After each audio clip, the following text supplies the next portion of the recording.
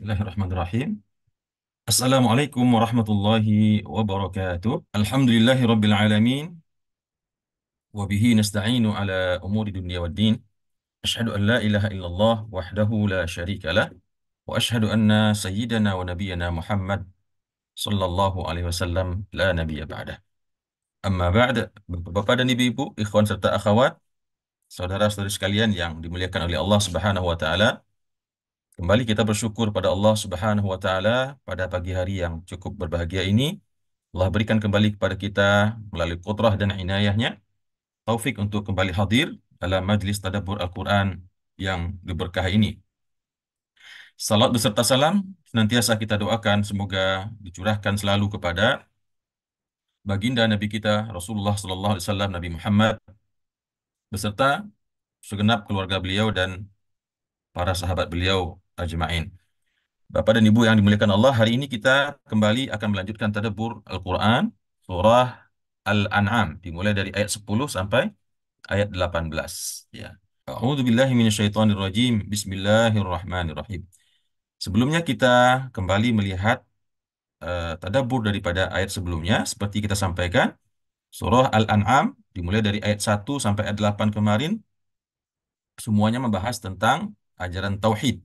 Semuanya membahas tentang bagaimana Allah Subhanahu wa taala mengokohkan hati nabinya Nabi Muhammad sallallahu alaihi wasallam dalam akidah tauhid, dan demikian juga tentunya untuk disampaikan kepada musuh-musuh Allah daripada orang-orang musyrikin yang ingkar dan tidak mau menerima seruan Rasulullah sallallahu alaihi wasallam untuk meninggalkan kemusyrikan mereka dan beriman kepada Allah Subhanahu wa taala. Terakhir di ayat yang ke-8 Allah mengatakan waqalu, mereka mengatakan laula unzila alaihi malakun walau anzalna malakal laqudiyal amru thumma la yunzarun. Mereka akan berkata untuk mengulur-ngulur iman mereka, ya. Kenapa tidak turunkan bersama wahyu itu seorang malaikat dalam bentuk berwujud, malaikat yang berwujud, malaikat yang nampak? Maka Allah mengatakan, kalaupun seandainya diturunkan malaikat bersama mereka, laqudiyal amru thumma la yunzarun. Maka tentu selesailah perkara, ya. Malaikat turun nampak oleh mereka, maka kalau seandainya mereka tidak beriman juga, maka setelah itu mereka tidak akan lagi diberikan pertangguhan. Dan Allah tahu, ya, walaupun diberikan malaikat, mereka juga tidak beriman. Kemudian di ayat yang 9, Allah mengatakan walau ja'alnahu malakan la ja'alnahu rajulan wala labasna alaihim ma yalbisun. Kalaupun Allah akan menjadikan eh, dalam menurunkan wahyu itu didatangkan malaikat ke hadapan orang-orang kafir Quraisy tersebut, maka tentu Allah akan menjadikannya dalam bentuk laki-laki, ya. Dia akan menyerupai seorang laki-laki. Walau ja'alnahu malakan la ja'alnahu rajulan. Kami akan menjadikan malaikat tersebut dalam bentuk menyerupai seorang laki-laki, bukan dalam bentuk yang aslinya. Karena kalau bentuk yang asli, ya, tidak akan mampu manusia melihatnya, ya. Walalabasna alaihim ma yalbisun. Dan tentu kami akan menjadikan mereka tetap berada dalam keraguan. Ini benar manusia atau malaikat, ya. Karena Allah tidak menampakkan kepada mereka malaikat dalam wujud yang aslinya. Artinya apa? Mereka tetap tidak akan beriman kepada dakwahnya Nabi Muhammad sallallahu alaihi wasallam.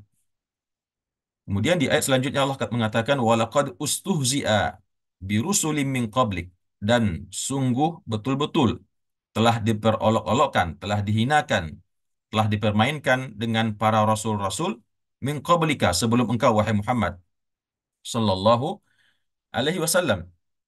Jadi apa yang dihadapi oleh Nabi kita Nabi Muhammad sallallahu alaihi wasallam berupa pertentangan atau penolakan atau olok-olok, hinaan yang dilakukan oleh orang-orang kafir Quraisy di Makkah tersebut, sesungguhnya telah dilalui, dialami oleh para rasul dan para nabi sebelum beliau.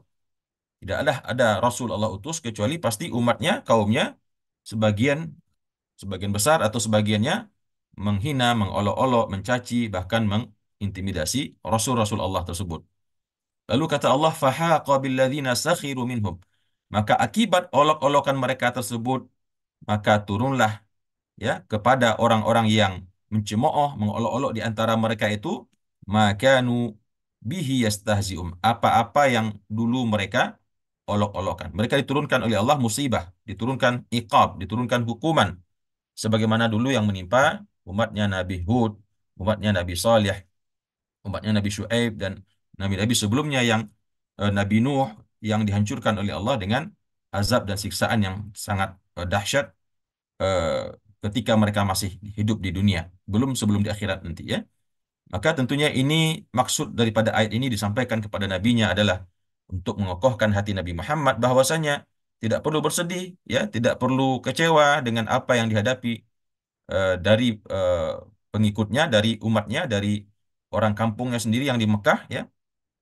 Karena sesungguhnya peristiwa yang atau hal-hal yang dihadapi tersebut telah biasa dialami oleh para nabi sebelumnya. Kemudian di ayat selanjutnya Allah mengatakan ya masih berhubungan dengan tauhid Bapak dan Ibu ya. Insya Allah sampai akhir ayatnya semua ayat tauhid ini. Qul siru fil ardi. Katakanlah wahai Muhammad. Katakanlah wahai Muhammad sallallahu alaihi wasallam kepada orang-orang kafir tersebut. Ya, kita ketahui surah Al-An'am kan surat Makkiyah ya. Berarti kafir di sinilah kaum kafir Quraisy. Qul siru fil ardi. Katakanlah kepada mereka, berjalanlah kalian di atas bumi ini. Pergi ke sana, pergi ke Madinah, pergi ke Syam, pergi ke Tabuk, pergilah bertebaran di muka bumi. Thummanzuru kaifa kana aqibatul mukadzibin. Kemudian perhatikanlah, lihatlah bagaimana akibat ya daripada orang-orang yang mendustakan agama Allah. Lihat, layangkan pandangan yang jauh ya, berjalanlah, lihat ya tentunya ini tentu waktu itu tidak sanggup mereka lakukan ya karena terbatasnya alat-alat transportasi. Tapi kita di zaman sekarang Bapak dan Ibu, kalau memang kita punya kelebihan, punya kemampuan, maka kita bisa pergi ya, melihat berbagai macam tempat, tempat di mana dulu terjadi kaum-kaum yang dibinasakan oleh Allah Subhanahu wa taala. Kita bisa pergi misalkan ke Yordania ya, kita bisa pergi ke Syria, kita bisa pergi ke Irak, kita bisa pergi ke Eropa bahkan ya. Kita bisa pergi ke Mesir yang di sana banyak terdapat kisah-kisah tempat-tempat peninggalan bersejarah ya yang berhubungan dengan umat-umat terdahulu termasuk juga yang berada di Arab Saudi. Maka kata Allah, "Qul siru fil ardi tsumma anzuru kaifa kana aqibatul mukadzibin." Katakanlah wahai Muhammad, berjalanlah kalian di muka bumi wahai orang-orang kafir, orang-orang musyrikin, lalu kalian perhatikan bagaimana dulu Allah memberikan iqab, memberikan hukuman atau akibat kepada orang-orang yang mendustai ya. Ya tentu maksudnya adalah agar orang kafir tersebut sadar ya, segera taubat dan insyaf untuk menerima dakwahnya Nabi Muhammad sallallahu alaihi wasallam.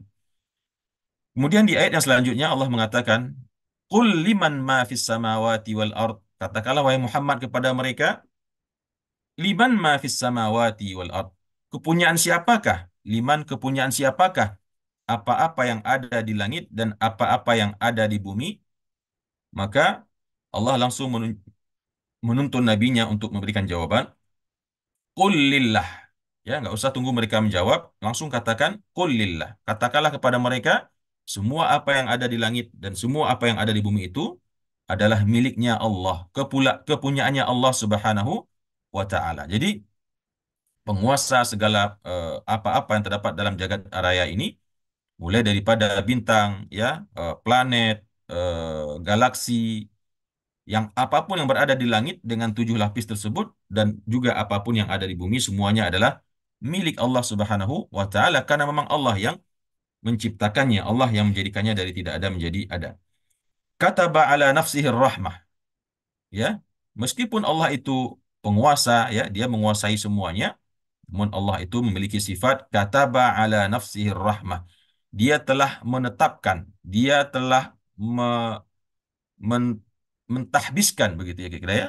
Dia telah menetapkan ala nafsihir rahmah di atas dirinya itu sifat kasih sayang. Jadi dalam sebuah hadis riwayat dikatakan ketika Allah selesai menciptakan seluruh makhluknya di jagat raya dan di bumi ini, lalu Allah mengeluarkan firman-Nya, sesungguhnya Allah itu memiliki 100 rahmat, 100 kasih sayang. Yang satu daripada kasih sayang Allah itu dia bagikan dia bagi-bagikan kepada segenap makhluknya. Dia bagikan kepada seorang ibu, kepada anaknya, dia bagikan seorang suami kepada istrinya, dia bagikan kepada sesama manusia. Dalam kepada makhluk apapun yang kita lihat, ya bahkan binatang pun saling berkasih kasihan sesama mereka. Maka apapun yang kita lakukan di atas dunia ini dalam bentuk cinta dan kasih sayang itu sebetulnya hanya satu bagian dari 100 bagian kasih sayang Allah yang Allah turunkan kepada makhluknya. Yang 99 Allah tinggalkan itu tetap berada pada dirinya, yang itu nanti kelak di hari kiamat akan Allah bagi-bagikan kepada penduduk akhirat. Jadi Bapak dan Ibu, kalau kita melihat betapa indahnya kasih sayang di dunia ini, betapa sayangnya kita kepada anak-anak kita, cucu kita, atau mungkin seorang suami kepada istrinya dan sebaliknya, ya, maka itu hanya 1/100 bagian saja yang Allah bagikan 1/100 tersebut kepada sekian miliar jumlah makhluknya, baik dari kalangan manusia, jin maupun binatang sekalipun. Kasih sayang yang 1/100 itu yang dibagi oleh Allah bersemayam di hati makhluk itu masing-masing. Sedangkan yang 99 nanti akan Allah turunkan kepada makhluknya pada saat hari kiamat. Makanya nanti betapa banyak orang-orang yang akan diberikan syafaat oleh Allah yang tadinya sudah divonis masuk neraka karena kasih sayang Allah tadi. Karena Allah mengatakan kataba ala nafsihir rahmah.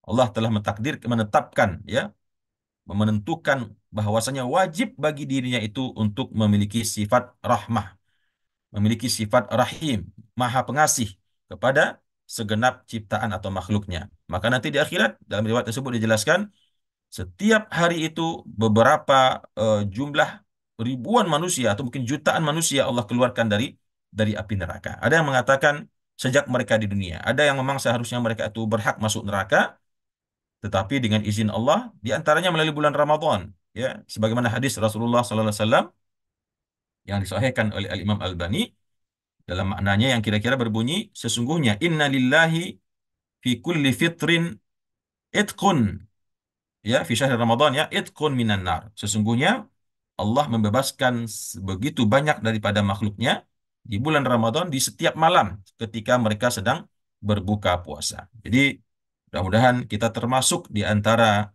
satu di antara sekian banyak orang yang Allah ampuni, yang Allah bebaskan daripada siksaan api neraka di salah satu malam-malamnya bulan Ramadan yang telah kita lalui beberapa hari ini. Intinya Bapak dan Ibu, Allah itu bersifat pengasih dan penyayang, ya. Tidak ada yang melebihi betapa pengasihnya Allah. Ya, bisa kita bayangkan dalam diri dan kehidupan kita sendiri. Kita lihat tubuh kita ini Bapak dan Ibu, betapa ajaibnya, betapa luar biasanya. Dan kita lihat betapa lemahnya tubuh kita. Namun dengan izin Allah, Allah izinkan kita memiliki keturunan, Allah izinkan kita memiliki harta benda yang banyak, Allah izinkan kita bepergian, berpindah-pindah tempat dengan jarak mungkin puluhan ribu kilo. Ada yang dalam hidupnya sudah keliling negeri, keliling dunia sampai 100 negara. Maka kalau bukan karena rahmat, ya, kasih sayang Allah kepada kita, maka tentu kita tidak akan bisa menjalani itu semua. Bagaimana kita bisa menghirup oksigen ini dengan baik? Dan bagaimana Allah menciptakan sistem metabolisme yang juga baik di dalam tubuh kita?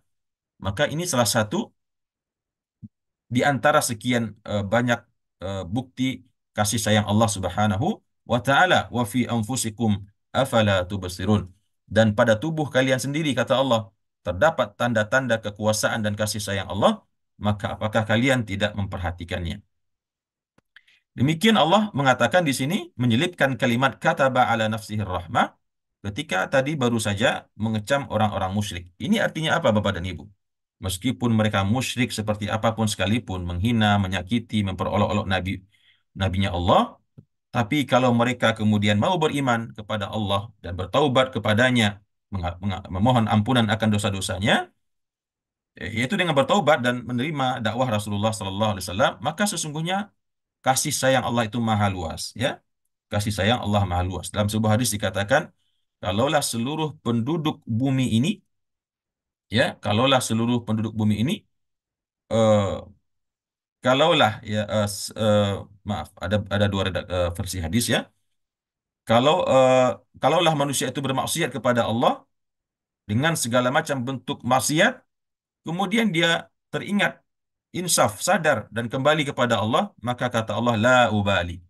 Aku tidak peduli dengan semua bentuk maksiat yang pernah dia lakukan dalam hidupnya.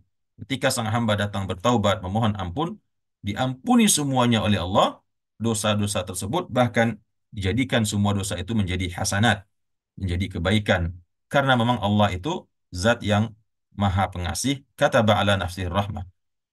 Ini tentu hubungannya dengan untuk memotivasi orang-orang musyrik Mekah itu untuk beriman kepada Allah, karena barangkali ya ada di antara mereka yang merasa tidak pantas menjadi orang baik, tidak pantas menjadi orang Islam, tapi Allah tetapkan di sini kataba ala nafsihi rahmah, Allah Maha Pengasih dan mengampuni dosa-dosa orang yang berbuat dosa. Namun kata Allah, la yajma'annakum ila yaumil qiyamati la raiba fih. Sungguh Allah itu akan mengumpulkan kalian semua pada hari kiamat, ya, kepada hari kiamat yang tidak ada keraguan padanya. Nanti kelak kita semua akan dikumpulkan di yaumul mahsyar. Sejak manusia pertama yang diciptakan oleh Allah, Nabi Adam, anak-anaknya, cucunya, cicitnya, dan seluruh keturunannya sampai akhir zaman nanti sebelum hari kiamat, semua akan dikumpulkan oleh Allah di Yaumil Mahsyar, hari yang tidak ada keraguan padanya, la raiba fih. Ya, nah mungkin eh, ada di antara kita yang mungkin kadang-kadang terbersit rasa ragu, apakah benar ada hari kiamat itu? Ya, apakah saya akan mengalaminya? Ya, kita tidak berandai-andai, karena orang seburuk-buruk manusia adalah manusia yang berjumpa dengan hari kiamat. Manusia yang mengalami rentetan terjadinya saat-saat hari kiamat itu. Karena Allah, di antara bentuk kasih sayang Allah kepada hamba-hambanya yang beriman, Allah mewafatkan dulu orang-orang mukmin itu sebelum peristiwa-peristiwa yang menakutkan menjelang hari kiamat itu dijadikan. Namun dia ada sesuatu yang yakin, tidak ada keraguan padanya, ya. Dan itu bukan sesuatu yang lama, Bapak dan Ibu. Karena lama itu kalau kita jalani, ya. Tapi usia kita cuman ya 70 tahun, 75 tahun. Hanya segitu lamanya kita menunggu datangnya hari kiamat tersebut. Karena begitu kita meninggal, ya, maka kalau seandainya kita orang yang beriman, insya Allah, maka tidak terasa waktu yang kita lalui menjelang menunggunya hari kiamat. Karena kita sebentar lagi akan dimasukkan ke dalam surganya Allah Subhanahu wa Ta'ala. Jadi kita harus apa namanya yakin, harus yakin dengan sepenuh hati bahwasanya kiamat tersebut segera dan cepat, ya, akan datang, karena Allah mengatakan qad iqtarabatis saah wa insyaqqal qamar, ya, telah sungguh cepat datangnya hari kiamat itu, tidak lama lagi, dan bulan pun telah terbelah. Bahkan kata Rasulullah SAW, dengan diutusnya bu'istu was-sa'atu kahataini, kata Rasulullah, dengan diutusnya aku ke dunia ini, maka berarti kiamat itu jaraknya tinggal bagaikan antara jari telunjuk dengan jari tengah. Begini Bapak dan Ibu. Hampir tidak ada jaraknya, ya kan, nempel, ya. Lalu tidak lama, beberapa tahun mungkin setelah itu, sahabat yang bertanya, ya Rasulullah, dulu engkau mengatakan ketika engkau diutus berarti kiamat itu tinggal bagaikan dua jari. Tapi sudah berlalu sekian tahun, kenapa tidak terjadi hari kiamat? Maka Rasulullah menjelaskan dalam riwayat tersebut, ketahuilah bahwasanya masa yang kita tunggu untuk datangnya hari kiamat, yaitu antara diutusnya Nabi Muhammad SAW dengan terjadinya hari kiamat itu, dibandingkan dengan masa-masa yang telah berlalu dari alam jagat raya ini, itu bagaikan satu bulu putih dari bulu kerbau yang sisanya berwarna hitam. Jadi apa yang kita tunggu untuk terjadinya hari kiamat dibandingkan dengan umur bumi ini, umur dunia ini yang sudah miliaran tahun, ya, menurut penelitian para ahli, bumi kita ini sudah berjumlah mungkin ribuan miliar tahun adanya, begitu, ya. Nah, kita hanya menunggu mungkin 5.000 tahun, mungkin 10.000 tahun, mungkin 10.000 100.000 tahun, itu perkara yang sebentar sekali, masa yang sangat sebentar sekali dibanding dengan usia bumi ini yang telah dilewatinya. La yajma'annakum ila yaumil qiyamati la raiba fih alladzina khasiru anfusahum fahum la yu'minun. Orang-orang yang rugi diri mereka karena nanti di akhirat akan digiring masuk ke dalam alladzina khasiru anfusahum fahum la yu'minun. Orang-orang yang merugi diri mereka dengan tidak menerima dakwah Rasulullah Sallallahu Alaihi Wasallam, maka mereka tidak akan beriman kepada Allah Subhanahu wa Ta'ala, karena mereka adalah orang-orang yang merugi. Walahu ma sakana fil laili wan nahar wa huwas samiul alim. Masih tentang ayat tauhid Bapak dan Ibu ya. Allah mengatakan, katakanlah kepada mereka wahai Muhammad, walahu ma sakana fil laili wan nahar. Dan kepunyaan Allah itulah apa-apa yang ada, apa-apa yang berada, apa-apa yang tinggal di waktu malam dan di waktu siang. Artinya apa saja yang diliputi oleh malam dan apa saja yang diliputi oleh siang, maka itu adalah kepunyaan Allah. Ketika malam datang, ya, malam tersebut meliputi segala macam makhluk yang ada atau ada sesuatu yang tinggal di malam tersebut, maka dia adalah milik Allah. Ketika datang siang hari dan segala sesuatu yang diliputi oleh siang hari tersebut, maka dia adalah milik Allah. Wa huwas samiul alim. Wa huwas samiul alim, dan Allah itu Maha mendengar dan Maha mengetahui. Apapun yang kalian sebut wahai kafir Quraisy, berupa hinaan, berupa olok-olokan, berupa cacian, berupa konspirasi ya yang kalian susun untuk mencelakakan Nabi Allah Nabi Muhammad sallallahu alaihi wasallam. Allah Maha Sami', Maha mendengar, dan Allah juga Maha mengetahui apapun yang kalian sembunyikan daripada kemungkaran dan kemaksiatan kalian. Kemudian di ayat selanjutnya kata Allah, "Qul aghairallahi attakhidhu waliyan." Katakanlah wahai Muhammad sallallahu alaihi wasallam kepada mereka, "Aghairallahi attakhidhu waliyan?"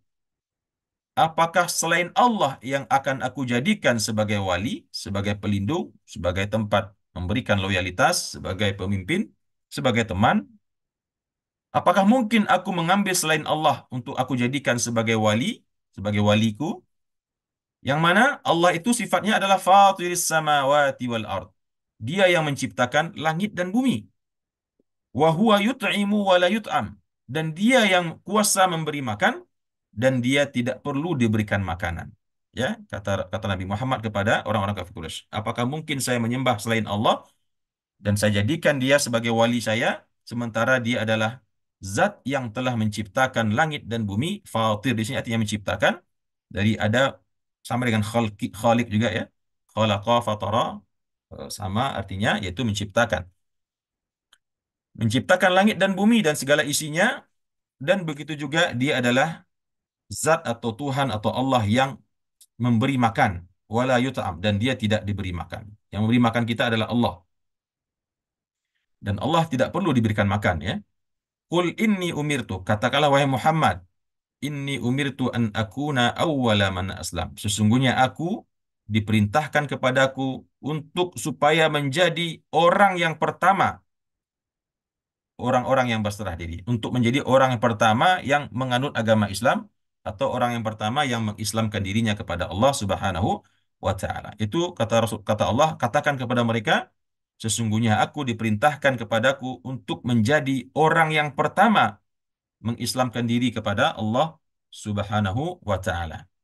Wala takunanna minal musyrikin, dan janganlah sekali-kali engkau menjadi termasuk orang-orang yang musyrik. Itu kata Allah kepada nabinya. Jadilah orang yang pertama kali menganut agama Islam dan jangan sekali-kali engkau menjadi orang yang musyrik, orang yang mempersekutukan Allah Subhanahu wa taala. Kemudian selanjutnya masih Allah memberikan lagi kepada nabinya perintah untuk mengatakan qul inni akhafu. Katakanlah pula wahai Muhammad kepada mereka, inni akhafu, sesungguhnya aku takut, in asaitu rabbi, jika aku mendurhakai bermaksiat kepada Tuhanku, adzab yaumin azim, bahwasanya aku akan diberikannya azab pada hari yang sangat besar nanti. Katakan kepada mereka, saya tidak mungkin ikut kepada seruan kalian untuk menyembah berhala, seruan kalian untuk negosiasi, sehari kalian sembah Tuhan Tuhan kami itu Allah, dan sehari kami pula yang menyembah Tuhan kalian, maka sorry to say, kata Rasulullah, saya tidak bisa mengikuti apa yang kalian minta. Kenapa? Karena sesungguhnya aku takut jika saya bermaksiat kepada Tuhan saya, yaitu nanti kelak saya akan diberikan azab pada hari yang sangat besar, yaitu hari kiamat. Kemudian selanjutnya, may yusraf anhu yauma idzin. Barang siapa yang dijauhkan ya daripadanya azab tersebut yauma idzin pada hari tersebut, barang siapa yang dijauhkan darinya pada hari tersebut yaitu azab tersebut, faqad rahimah, maka sungguh orang itu telah diberikan rahmat kasih sayang oleh Allah Subhanahu wa taala. Jadi ketika seseorang mendapati nanti di hari akhirat begitu banyak dosa yang dia buat ketika dia hidup di atas dunia, tetapi tiba-tiba Allah jadikan dia terhindar dari siksaan api neraka, entah karena satu dan lain hal, ya. Entah mungkin karena ada satu amalan-amalan khusus yang dia lakukan walaupun kecil, ya, tanpa dia sadari ternyata amalan kecil tersebut yang memberikan syafaat untuknya. Makanya dalam sebuah hadis yang telah pernah kita sampaikan, kata Rasulullah SAW, Innal jannata aqrabu ila syiraki na'li ahadikum wan naru wan naru mithlu dhalik. Sesungguhnya surga itu sangat dekat jaraknya dengan tali sandal kalian sendiri. Dan demikian juga halnya dengan api neraka. Artinya surga itu sangat dekat, sangat mudah untuk didapatkan. Bahkan hanya dengan amalan-amalan yang ringan, kalau itu kita lakukan dengan rutin, dengan tulus, maka bisa jadi itu yang menjadi sebab nanti Allah ampuni dosa kita, Allah keluarkan kita dari api neraka.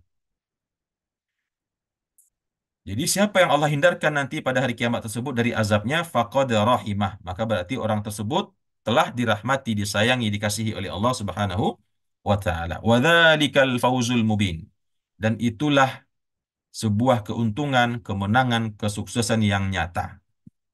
Ayat seperti ini banyak kita temukan dalam Al-Quran, Bapak dan Ibu, dan telah sering kita sampaikan bahwasanya definisi sukses, beruntung, berhasil menurut Al-Quran itu hanya satu saja.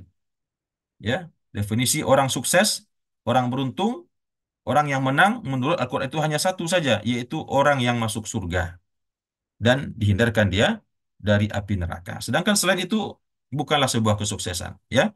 Kalaupun sukses dia kesuksesan yang nisbi, ya, kesuksesan yang semu, yaitu semua bentuk-bentuk kesuksesan duniawiyah. Jadi sukses yang benar sukses itu adalah ketika nanti kelak di akhirat kita digiring oleh para malaikat Allah untuk masuk ke dalam surga, itu baru namanya orang telah sukses.